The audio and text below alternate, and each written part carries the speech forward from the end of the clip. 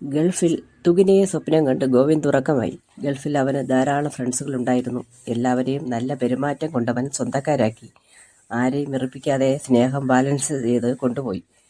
എല്ലാ വർക്കുകളും വളരെ കൃത്യനിഷ്ഠയോടെ യഥാസമയം ചെയ്തു തീർത്തു. തൻ്റെ ജോലിയുടെ മികവ് വർദ്ധിപ്പിച്ചുകൊണ്ടിരുന്നു. തലക്കനം തീരെയില്ലാത്ത പാവത്താനായി അവൻ വിദേശത്ത് ജോലി ചെയ്തു. സ്വന്തക്കാരായ ആരും അടുത്തില്ല എന്ന ഒറ്റപ്പെടൽ അവനില്ലായിരുന്നു.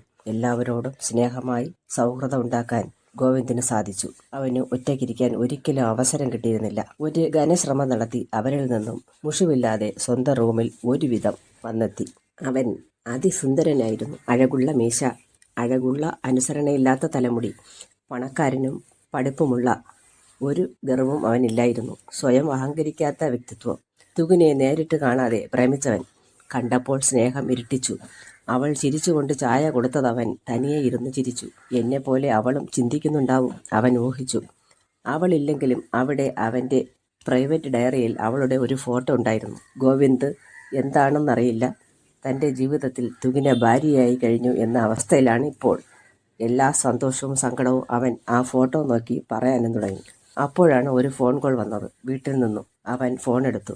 വിശേഷങ്ങൾ എല്ലാം അമ്മ നിഖില പറയുന്ന കൂട്ടത്തിൽ അമ്മ ഡൈവേഴ്സ് ആകാൻ പോകുന്ന കാര്യവും പറഞ്ഞു. ഈ കാര്യം അല്ലെങ്കിലും പല അവസരങ്ങളിലും അച്ഛൻ പല സംഭവങ്ങളും നടത്തിയിട്ടുണ്ട്.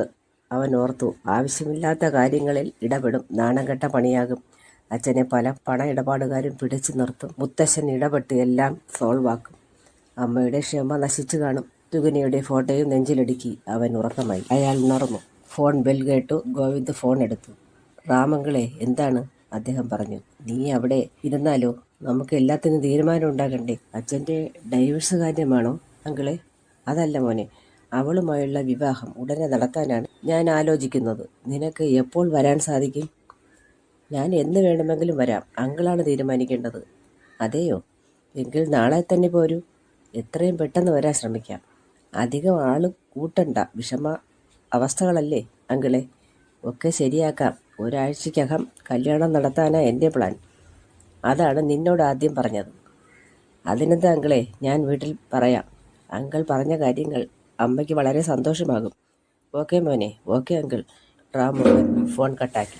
ഫ്രണ്ട്സിനോടെല്ലാം യാത്ര പറഞ്ഞ് അയാൾ ഫ്ലൈറ്റിൽ കയറിയിരുന്നു. യാത്ര പുറപ്പെട്ടു. നേരെ വീട്ടിലെത്തി. നടന്ന സംഭവങ്ങൾ അറിഞ്ഞു. മുത്തശ്ശിയും അമ്മയും സഹായിയായ കുഞ്ഞികൃഷ്ണനും വളരെ സന്തോഷിച്ചു. അടുത്ത ശുഭമുഹൂർത്തത്തിൽ എന്ന് പറഞ്ഞാൽ 5-ാമത്തെ ദിവസമാണ് ഏറ്റവും അടുത്ത മുഹൂർത്തം. അത്ര പെട്ടെന്ന് വേണോ? മുത്തശ്ശി ചോദിച്ചു. ഞാൻ പറഞ്ഞതല്ലേ, ഗോവിന്ദ് മുത്തശ്ശിയോട് പറഞ്ഞു. റാമങ്കിൾ എന്നോട് വിളിച്ച് ആവശ്യപ്പെട്ടതാണ്.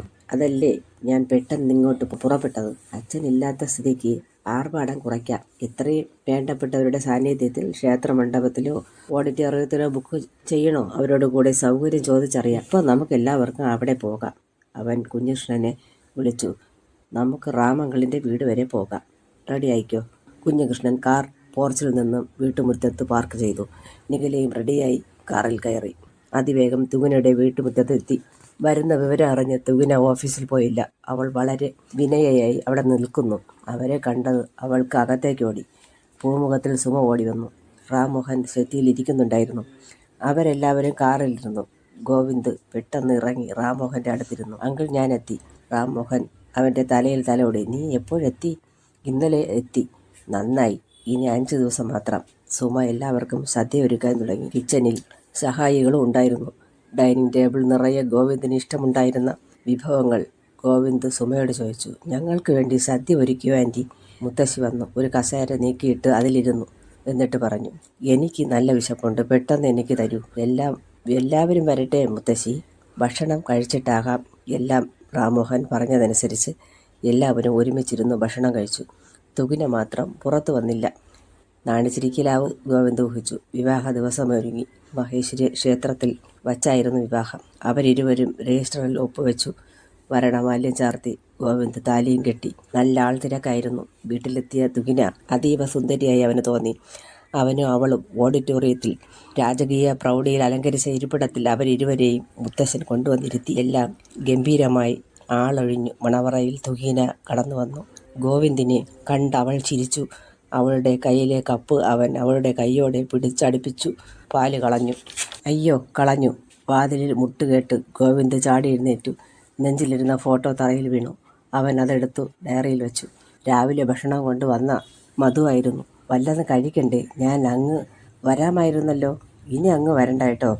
അവരെല്ലാം വർക്ക് തുടങ്ങി. ഇതൊക്കെ കഴിച്ചിട്ട് സാറ് വന്നാൽ മതി. വല്ലാത്തൊരു സ്വപ്നമാണല്ലോ തുഹിനെ. അവൻ മനസ്സിൽ ചിരിച്ചു.